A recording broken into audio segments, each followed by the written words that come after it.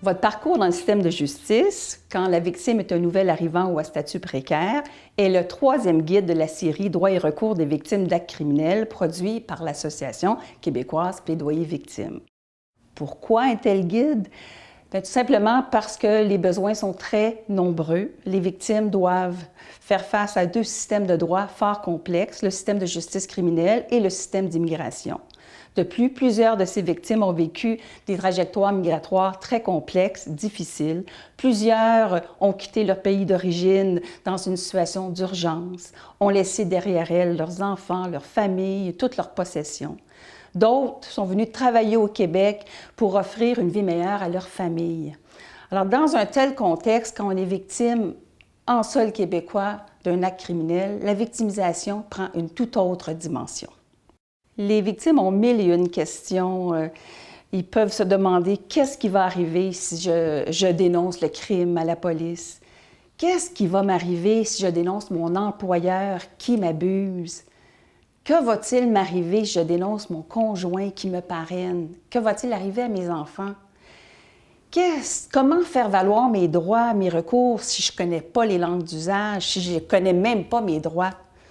C'est pour ça que le guide a été conçu. Ce guide contient 200 questions et réponses, contient plus de 125 conseils pratiques adaptés à ces réalités-là et contient aussi plus de 120 ressources d'aide et d'information, conçues exactement pour répondre aux besoins de ces personnes-là. Évidemment, ce guide s'adresse principalement aux victimes d'actes criminels, d'immigration récente ou à statut précaire et à leurs proches. Mais il s'adresse aussi également à tous les intervenants du réseau de la justice et du réseau de la santé et des services sociaux. Il s'adresse aussi aux organismes d'aide aux victimes et aux bénévoles qui accompagnent ces personnes. Qu'est-ce qu'on trouve dans le guide? Eh bien, il y a de l'information sur les différents statuts à l'immigration. Il y a de l'information sur les droits d'accès aux services de santé. C'est de l'information très précieuse. Je pense notamment aux personnes sans statut légal.